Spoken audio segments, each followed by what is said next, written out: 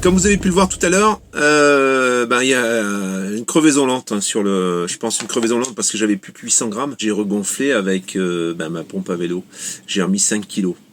C'est dur. Hein. Parce que je suis allé au sport tout à l'heure, j'ai fait 2 heures de sport. Je peux vous dire que j'en ai bavé. Mais bon, voilà, j'ai remis 5 kilos. On verra demain matin. Je vais essayer. Mais bon, à mon avis, il faudra que je passe par le marchand de pneus pour faire réparer le pneu. Je pense qu'il y a une crevaison lente. Voilà. Donc tout ça, ça m'a donné des idées. Je me suis dit, tiens, je vais parler des problèmes que j'ai rencontrés depuis que j'ai ce camping-car. En fait, maintenant, ça fait plus d'1 an. Hein. Ça doit faire bien 1 an et 3 mois, je pense, que je suis propriétaire de ce camping-car. Qu'est-ce qui s'est passé ? Le plus grave, le plus important, c'est le chauffage. Le chauffage, en fait, moi je vous ai relaté un problème. Au moment où j'ai démonté ce chauffage, j'en ai commandé en Angleterre, j'ai récupéré des pièces parce que c'était pas le même, il avait été abîmé pendant le transport, donc j'avais réparé mon chauffage avec celui-là. J'ai changé la bougie, j'ai récupéré la bougie, j'ai récupéré la pompe. Ouais, c'était la pompe qui faisait circuler le liquide qui est tombé en panne. En fait, aussitôt qu'il y a quelque chose qui est en panne sur l'Eberspacher, il se met en sécurité. Donc bon, j'ai réparé ça, ça a marché pendant une bonne partie de l'hiver. Et puis un beau jour, boum, il s'est arrêté encore une fois. J'ai redémonté, j'ai nettoyé, j'ai remonté, et à force d'assister, il a redémarré. Il a démarré dans un nuage de fumée, et il est reparti. Il est reparti pendant encore un bon moment.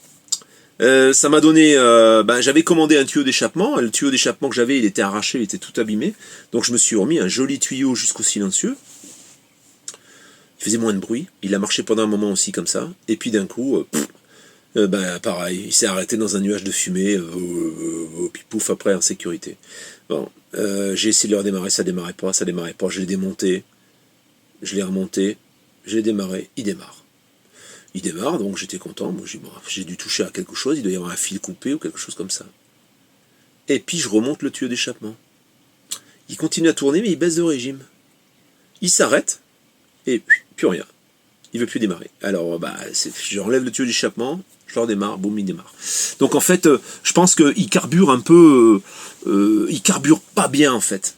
Alors, il consomme pas, il chauffe très bien, mais je pense qu'il carbure pas bien, parce que, normalement... il devrait pas faire ça. Donc je pense qu'il y a un problème de carburation. C'est surtout quand il descend de régime, il y a un moment où il force, et là, il y a pas, tout marche. Et au moment où il descend un peu de régime, eh bien, on a une odeur pas de gaz, voilà, un peu de gaz, en fait. Ça sent un peu le gaz. Et il fume. Voilà. Il fait pas tout le temps. Quelquefois, là, depuis, il s'est arrêté quand je suis arrivé en Normandie. Pareil, j'ai psychoté, je me suis dit, ça y est, je vais pas avoir d'eau chaude, rien, je vais pas pouvoir prendre la douche. En plus, j'ai pas Eva à côté, comment je vais faire, hein, tout perdu, quoi. Et puis, j'ai insisté, et il est reparti. Il a fumé comme... on aurait pu penser que le camping-car était en train de prendre feu, tellement ça fumait, et finalement, il a redémarré, puis il a plus fumé du tout. Donc je pense que la chambre de combustion, elle est peut-être un peu encrassée. Alors pour démonter la chambre de combustion, il faut un joint, donc je vais commander le kit de pièces, en fait, et je vais tout démonter, je vais essayer je vais regarder, je vais inspecter, et puis si je vois que c'est sauvable, je remonte tout nettoyé, tout propre, et si je vois que c'est pas sauvable, je serais obligé de passer par la case achat, quoi. Achat en considérant que j'en ai vu qui tournaient autour de 850 € en Angleterre, neuf. Hein, voilà. Donc on verra. Ça, c'est à suivre. Alors, ça, c'est pour le plus gros problème, je dirais, que j'ai eu dans mon camping-car d'occasion. J'ai eu un autre problème. Alors, j'ai pas relaté tous les problèmes, parce que c'est vrai qu'au moment où on a un problème, on pense jamais à filmer, parce que c'est pas forcément, j'ai peut-être pas encore les automatismes, mais j'aurais dû parce que c'était rigolo. En fait, ce meuble-là qui est au-dessus de moi, attendez, je vais vous... non, ça c'est vers en bas, et ça c'est vers en haut. Voilà. Ce meuble qui est au-dessus de moi, en fait, moi je l'avais chargé avec des livres. Alors, vous savez me dire, mais tu es malade, tu es fou. Alors, j'ai chargé avec des livres, à force de rouler les machins, il y a un moment, ça grinçait, j'ai dit c'est bizarre, il y a le meuble qui grince. Bon, je sais pas, je continue à rouler. Hein. Et puis, il y a une fois, j'ai dit c'est bizarre ce meuble qui grince, et je touche comme ça, et je soulève le meuble, je dis... Il était en train de se casser la gueule. Voilà. Bon, alors du coup, j'ai regardé un peu, j'ai tout déchargé tout de suite. J'ai regardé, en fait, il y a une vis qui est vissée dans la tôle. Il doit y avoir une armature en métal un peu. Elle s'était vissée dedans. Et c'est Ça a sorti une vis, une. Il y en a une en bas, une en haut. Après, bon, il y en a un peu tout le long, mais je pense quand même que sur le haut, ils auraient pu mettre 2-3 vis, quoi. Hein, surtout qu'il n'y avait même pas indiqué qu'on ne peut pas charger. Alors c'est vrai que charger des livres en hauteur en plus, hein, faut, voilà. Je vais pas me, mais c'était pratique parce que j'ai mon lit juste à côté. Je peux prendre un livre. Moi j'ai vu le côté pratique. J'ai pas réfléchi à la contrainte en fait, hein, à la contrainte de poids. Donc ce que j'ai fait, bah tout simplement j'ai enlevé la vis, j'ai fait un trou à côté et j'ai remis la vis. C'est des vis autoforeuses, hein. Donc j'ai juste percé le meuble à un endroit un peu plus bas et j'ai ensuite revissé la vis autoforeuse et puis depuis j'ai plus de problème. J'ai enlevé les livres, bien sûr, je les ai mis en bas en dessous de la penderie et là j'ai mis des vêtements. On va rester sur le meuble. Alors il y a un truc qui est un peu léger, je trouve, pour du Franca, parce que il faut savoir quand même que ça c'est des camping-cars qui coûtaient 120 ou 125 000 euros, je crois, hein, 130 000 balles, je sais plus. Enfin ça dépassait allègrement les 100 000. Ça, la serrure, voilà. La serrure, en fait, il y en a plus, je l'ai enlevée parce qu'elle était cassée. Voilà. Donc il y avait toujours le bouton poussoir, mais le petit loquet qui sert comme celui-ci, j'en ai deux qui sont cassés, hein. Le petit loquet qui est là, boum boum boum, c'est là, voilà. Là on appuie, et là on a une espèce de petit loquet là, ici, en plastique. Voilà, c'est du plastique. Voilà, ici là. On le voit pas, hein. Je sais pas si vous le voyez, mais il y a un petit loquet en plastique là. Bon, et ben c'est du plastique. Alors forcément, à force de le fermer et d'ouvrir, il se fend des deux côtés et il se pète, il se casse. Pas très solide. Bon, j'ai regardé un peu pour en commander, j'en trouve pas. Bon, je sais pas. Ça s'ouvre pas de toute façon. Du coup j'ai enlevé le poids qu'il y avait dedans et du coup bah, j'ai plus trop de problèmes. Ça c'est donc un autre petit problème qui est pas trop méchant. Ah, dans le premier tournage que j'ai fait qui a pas filmé, j'avais oublié quelque chose. J'avais oublié. Alors bon, là, on va regarder. Voilà, ici j'ai fixé ma télé. Donc forcément, il y a du poids. Hein. Mais avant qu'il y ait ce poids-là, c'est pas ça le problème. Là, il y a des vérins ici. Il y a des vérins. Et ben ces vérins-là, ils tiennent plus. Alors j'ai coupé des petits U en aluminium que je suis allé acheter. Alors vous allez me dire peut-être ils tombent, mais non, ils tombent pas parce que j'ai mis des petites pinces. Je sais pas si on les voit. Voilà, j'ai mis des petites pinces comme ça pour tenir, pour pas que ça tombe. Et du coup, ça me maintient et ça bouge plus. Hein, et comme ça tient la télé surtout. Mais même avant la télé, il tenait pas. Et je vais même dire que celui-là, il s'est dévissé. Enfin, carrément le pied, il s'était arraché quoi. Donc je les ai remis et j'ai mis ce petit morceau de U en alu des deux côtés, donc à la longueur de la tige hein, qui était restante. Et puis comme ça, ben, ça me permet de tenir ça. Je peux même mettre des affaires là-dessus. Tout tient, c'est nickel. Voilà, ça c'est une chose. Qu'est-ce que je vais ensuite vous relater comme problème? Je vais vous relater un problème important aussi, c'est les fuites. Ah, un Franca ça fuit pas? Ben si, ça fuit. Ça fuit. Donc j'ai eu une fuite que j'avais relatée aussi dans une vidéo, c'était la fuite de la salle de bain. J'ai fait les joints, il y a des gens qui se sont un peu moqués, ils avaient raison parce que les joints c'était ni fait ni à faire, on aurait dit travail de je sais pas quoi. Du coup je les avais refait une première fois en urgence parce que ça pissait, il pleuvait, j'ai profité d'un moment d'arrêt de pluie pour vite faire un joint, gratter celui qu'il y avait et puis refaire un joint joli, enfin selon moi. Toujours est-il que ça fuyait toujours. Alors j'ai attendu qu'il fasse soleil, et là cette fois-ci je l'ai bien gratté, bien nettoyé et tout, j'ai refait un joint, ça s'infiltrait encore. Il devait y avoir quelque chose, un problème d'étanchéité, le joint peut-être collait pas bien, et du coup ça fuyait. Et alors il n'y a pas eu que celui-là en fait, il y a eu celui-là, et il y a eu aussi celui-là, celui-ci, qui commençait à suinter un petit peu, mais léger. Pourquoi ? Parce que il y a la capucine là. La capucine, elle monte comme ça.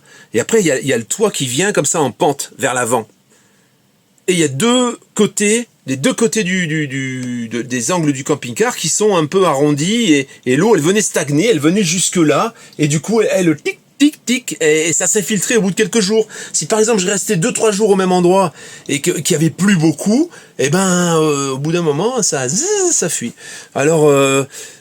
qu'est-ce que j'ai fait? Au moment où j'ai fait cette vidéo, justement, où j'en ai parlé, j'ai parlé de ce petit problème, il y a Polo de Neverland qui m'a écrit et qui m'a dit « Regarde, j'ai fait une vidéo là-dessus, moi j'utilise du dip étanche, regarde la vidéo, tu verras, c'est super, et après tu auras plus de problème de fuite. » Quand il m'a dit ça, je suis resté un peu sceptique quand même. Alors bon, j'ai regardé son truc, mais il passe une espèce de peinture en fait. Hein. Ça se présente comme une peinture, en fait c'est une résine. Hein.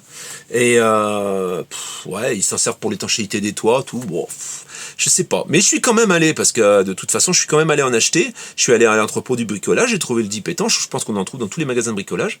Et j'ai passé ça, j'ai nettoyé. Hein. Alors on nettoie sommairement, hein. Comme il montre dans sa vidéo, il n'y a pas besoin de nettoyer comme un forcené, à frotter et tout. Donc ben, j'ai nettoyé, j'ai décrassé, j'ai passé ça au pinceau quand il y avait du soleil. Plus une fuite.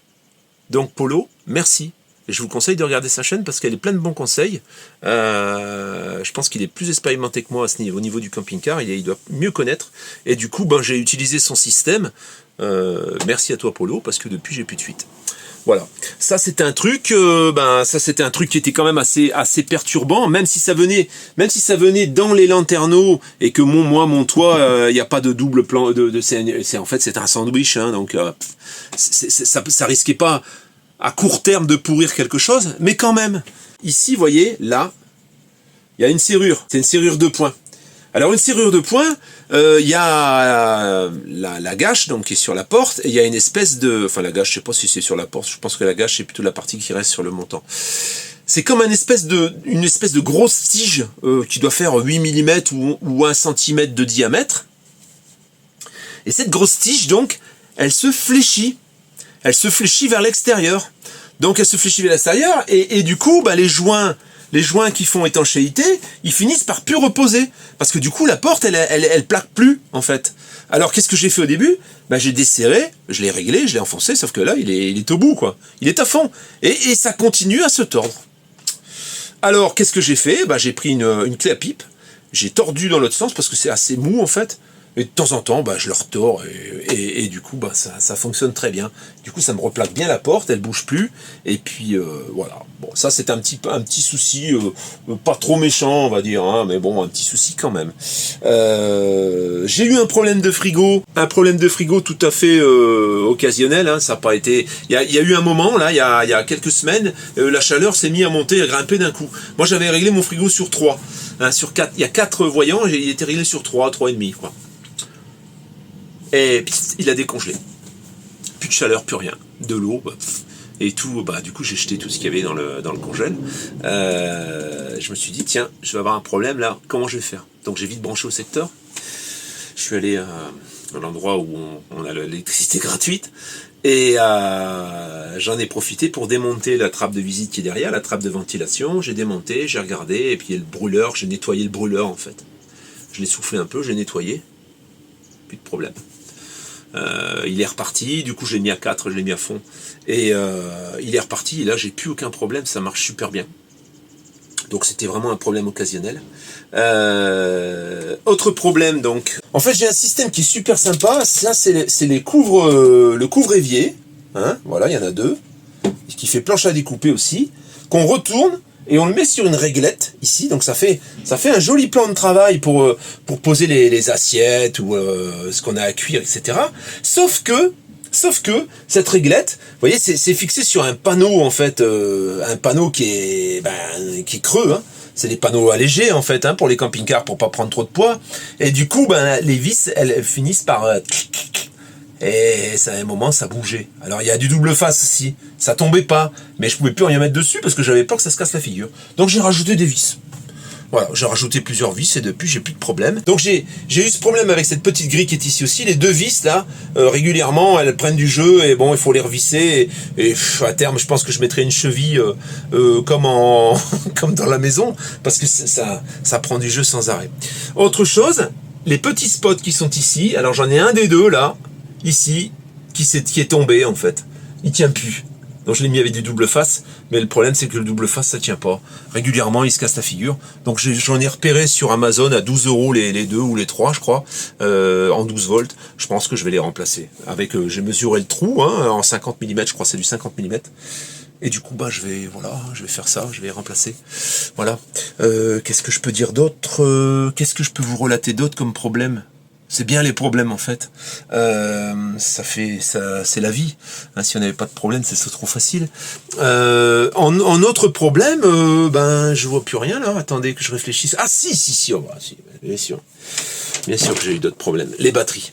Alors, que je vous raconte un peu, mais ça j'en ai déjà parlé, je pense. Je suis tombé en panne de courant plusieurs fois cet hiver, parce que les capteurs solaires, pas tellement le courant du fond, hein. Le courant du fond avec mes batteries lithium, je suis jamais tombé à zéro. Je suis jamais tombé à zéro, pas loin du zéro, parce qu'en fait, je me servais des batteries lithium pour recharger les batteries AGM que j'ai devant. J'ai 2 batteries AGM de 92 ampères qui sont rechargées par un panneau et par le moteur, hein, mais par un panneau de 150 watts en polycristallin, donc beaucoup moins bon que les panneaux monocristallins que j'ai au fond, que j'ai rajouté moi-même. Et du coup, qu'est-ce qui s'est passé? Les batteries, elles se mettaient à zéro. C'était bizarre parce que elles arrivaient à 97%, on était à 12 volts 1, le lendemain matin, je me réveillais, plus de courant. Coupure. Ça avait mis les batteries en sécurité et ça a indiqué 0% sur le tableau. Alors j'ai fouillé un peu la notice, j'ai regardé un peu et je me suis rendu compte que sur le panneau électrique, il y avait une position AGM et une position gel. Et il était sur la position gel. Ça veut dire que l'ancien propriétaire devait avoir des batteries gel. Il a changé les batteries au moins juste un peu avant de vendre le camping-car. Il a mis des AGM. Il n'a pas modifié le curseur. Donc moi je l'ai fait. Depuis ça va mieux. Mais malgré tout, je suis quand même tombé encore une fois à zéro. Et c'est inexplicable. Parce que là, le chauffage, il s'était pas beaucoup déclenché, donc c'est pas le chauffage qui a déchargé la batterie, et d'un coup, alors je me demande si ça vient pas du séparateur, du coupleur séparateur, qui aurait pas un petit problème, au moment où les batteries cellules, elles commencent à charger les batteries camions, les batteries est-ce qu'il n'y a pas un problème de court-circuit, et que du coup ça me dégage la batterie à zéro. Alors heureusement, c'est des batteries qui acceptent les fortes décharges, mais bon, là, quand elles sont à 11 volts 4, 11 volts 6, je pense pas que ça doit leur faire du bien quand même. Voilà. Donc toujours est-il que ce problème est partiellement résolu parce qu'en ce moment il y a du soleil. De toute façon, là j'ai plus aucun problème de courant, je me connecte plus du tout au courant. J'utilise mon ordi et tout, il y a plus de problème. Sur le fond, là, je suis très très content de mes panneaux, hein, ça charge mais du feu de Dieu. Alors moi j'ai un épais vert, hein, le MPPT, le régulateur MPPT, c'est un épais vert. Il y a un moment où j'ai été contacté par Shop Solaire, où il m'avait proposé un partenariat avec une installation solaire. Bon, moi, je l'ai partiellement, mais j'avais été peut-être intéressé par un régulateur. Bon, ils m'ont pas donné de nouvelles. Donc, je pense qu'ils ont laissé tomber. Parce qu'il y avait, en fait, le régulateur Victron qu'ils ont, il profite beaucoup plus des basses lumières. Alors ça c'est bien pour l'hiver, c'est vrai que pour quelqu'un qui vit comme moi à l'année dedans, un Victron qui va vraiment profiter des basses lumières, ça permet de pouvoir profiter du courant, de le recharger plus facilement. Voilà. Bon. Là, il va très bien, donc pour le moment, pas de problème. Par contre, j'ai eu un autre souci, je sais plus bien comment ça s'appelle, mais le transformateur 12 volts 220 volts. J'en ai un gros, 3500 watts, 7000 watts en crête, et j'en ai maintenant un petit, 1000 watts, 2000 watts en crête, que j'ai rajouté parce que le gros, pour faire tourner le climatiseur ou la machine à café, c'est super, mais pour faire tourner le reste, ça consomme du courant, ça gaspille du courant, puisque il y a des pertes, et du coup, j'avais décidé de mettre ce petit régulateur 1000 watts qui fonctionne très bien, qui me fait tourner tout le camping-car, sauf la machine à café et le climatiseur. Alors, qu'est-ce que j'ai fait au moment où j'ai installé ce deuxième transformateur? Eh bien, j'ai branché les deux au tableau électrique. Ça veut dire que j'ai fait partir un câble avec une prise de courant du 3500 watts au tableau électrique, et sur les mêmes bornes, je suis parti avec mon 1000 watts et j'ai branché sur les mêmes bornes pour alimenter le tableau. Qu'est-ce qui s'est passé à votre avis? Au moment où j'ai allumé le 1000 watts, tout en laissant brancher le 3500 watts qui était éteint, eh ben ça a fait rentrer du courant à l'envers. Ça a fait rentrer du courant à l'envers et ça m'a tout pété en fait. Ça m'a pété mon transformateur 3500 watts. Je l'ai démonté. Donc il y a plein de fusibles que j'ai changé. En fait, j'ai changé tous les fusibles. Sitôt rebranché, pouf, ça repète. Alors je pense qu'il doit y avoir un composant qui a grillé. Le problème c'est que je suis pas électronicien, que je sais pas lequel. Sinon je sais souder, je sais dessouder, c'est pas le problème. Mais du coup, il est en panne. Donc je vais certainement en racheter un, pas tout de suite, parce que 1000 watts pour le moment me convient bien, mais là quand il va faire chaud, que je vais avoir envie de me mettre un coup de clim avant de dormir, ben là du coup je peux plus. Voilà, je peux plus. Si je veux me faire un bon café avec mon espresso, ça marche pas non plus. Donc voilà, ça c'est un problème qui m'est arrivé, mais entièrement de ma faute en fait. Hein. Entièrement de ma faute. Qu'est-ce que je peux dire d'autre? Oui, alors un problème que j'ai constaté il y a 2 jours, je suis descendu, en fait je suis rentré dans un parking, un grand parking, où il y a un petit raidillon pour monter, et hop. Et au moment où je suis ressorti de ce parking, bah, j'ai pris le raidillon et j'ai touché le cul le pare-choc, le bouclier arrière du camping-car a légèrement frotté. Donc c'est vrai qu'il a un porte-à-faux quand même relativement important, et ça, faites attention quand vous achetez un camping-car. Alors bon, c'est vrai que si vous achetez du 7 mètres ou du 7 mètres 50 en VL, vous n'aurez pas le choix. De toute façon, le porte-à-faux, c'est quasiment obligatoire. Parce que si vous n'avez pas de porte-à-faux, ça veut dire que vous avez un empattement plus court. Et ça veut dire que si vous avez du porte-à-faux, vous avez un empattement plus court. Et donc, il se faufile mieux partout. Par contre, le porte-à-faux, ça balaye. Donc, il faut faire très attention de ne pas emboutir les bagnoles quand vous tournez. Si par exemple, vous êtes sur 2 fils, vous tournez là, et que la voiture elle est à côté, il faut faire attention que le cul frotte pas dessus. Et il faut faire attention aussi dans les coups de cul, les culs cassés, comme ça, je sais plus comment ça s'appelle. Là, au moment où vous arrivez et que le camping-car se redresse parce qu'il arrive sur la route, et le cul, lui, il frotte. Hein. Alors moi, le mien est quand même relativement haut. C'est un double essieu, hein, et 2 essieux l'un derrière l'autre. Mais pour les camping-cars 3,5 tonnes qui sont un peu moins hauts ou qui traînent par terre, hein, il y en a certains, je vois, ils sont vraiment très bas, les profilés. Là, je me demande comment ça se passe. Hein. Moi, je ne m'aventurerai pas dans le même parking. Mais on n'y pense pas, en fait. Au moment où on monte, on ne se rend pas compte. C'est au moment où on redescend que c'est un problème. Voilà. C'est tout. Je pense que j'ai tout dit. À part ça, j'ai pas eu d'autres soucis. C'est tous des petits soucis bout à bout. Bon, le chauffage c'est le plus gros souci. L'étanchéité, c'est un souci aussi. Je vais bientôt devoir passer au contrôle, hein, janvier 2020. Donc il va falloir que je fasse des révisions, vidange, filtre, etc. Je réviserai un peu les freins aussi. Et puis voilà, sinon au niveau des stores, c'est des stores plissés, c'est génial. Je vois souvent les camping-cars d'une gamme un peu moins bonne, où vous avez des espèces de rideaux en aluminé, là, vous voyez, un petit peu une espèce de toile avec aluminium un peu, ça déconne tout le temps. Hein. Là, au moment où vous baissez le rideau, souvent le rideau il s'enroule pas parce qu'il y a un enrouleur, et là, après ça coûte une blinde de les changer. Et souvent le camping-car, il est vieux, alors on les change pas. Les stores plissés comme ça, c'est super. Vraiment, ça vieillit super bien, et en plus c'est isolant. Voilà, en plus c'est isolant. C'est tout. C'est tout ce que j'ai à dire. Ah, j'avais un petit truc à rajouter. Au niveau du gaz, ça coûte cher le gaz. Hein. Voilà, ça coûte cher. C'est vrai que tout le monde se tâte, se pose des questions, est-ce que je prends GPL et tout. Bon, moi j'ai pris GPL, mais j'ai pas changé les bouteilles. C'est pas bien, vous allez me dire. Mais bon, j'ai acheté un adaptateur qu'on trouve sur Amazon, que j'ai branché sur la bouteille. Et je fais mes pleins de gaz directement au remplissage pour les voitures, en fait. Voilà. Alors bon, il y en a qui vont me dire c'est dangereux, mais c'est exactement le même gaz, à peu de choses près que le gaz que vous avez dedans. Donc bon, c'est au niveau du remplissage où il faut faire attention, mais c'est comme dans une voiture, il faut bien visser l'embout. Hein. Moi je le visse avec une pince, je le serre avec une pince. Et ensuite je mets mon crochet, puis ensuite vous appuyez sur le bouton et boum, vous remplissez votre bouteille. Alors faut pas dépasser, faut pas la gonfler à bloc jusqu'à ce que la machine s'arrête, parce que je pense qu'il doit y avoir une réserve de sécurité, et c'est peut-être pour ça que c'est interdit de le faire logiquement.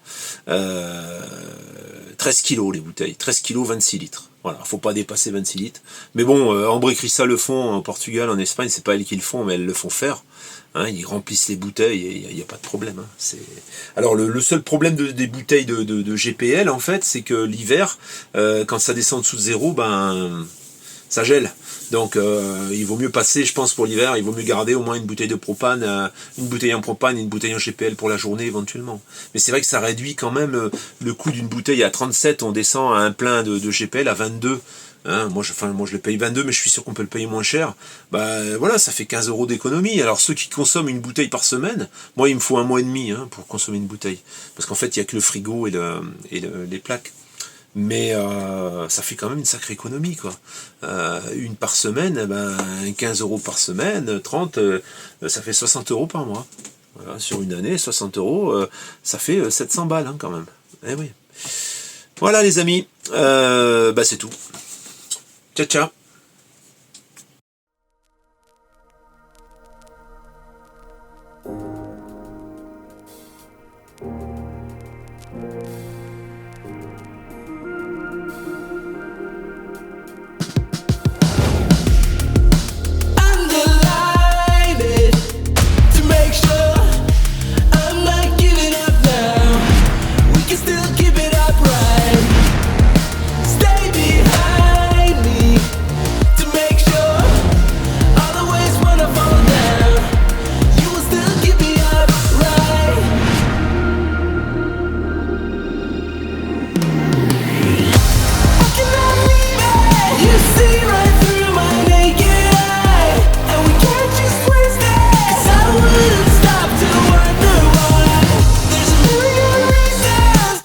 Nous sommes lundi, donc j'ai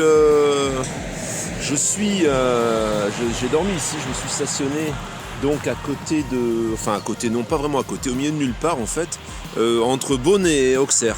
Je pense que je dois être vers Avallon.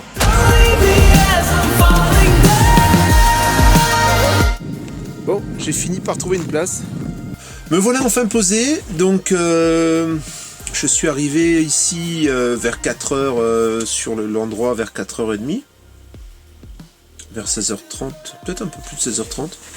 Je voulais me rendre donc de l'autre côté de la Seine, où il y a un parc nature en fait, où on paye 5 euros par nuit je crois, mais le parc est gardé. Et il y a un parking gratuit, où on peut stationner une dizaine de camping-cars et on peut faire les vidanges. Alors bon, là je suis pas encore les vidanges, j'ai encore un peu de place.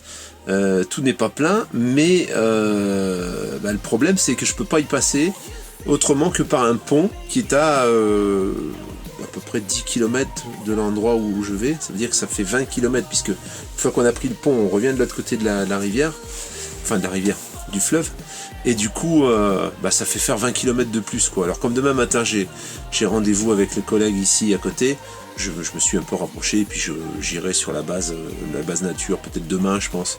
Je vais voir un petit peu comment on s'organise avec lui, et puis à ce moment-là ce sera plus sympa de dormir au bord de l'eau.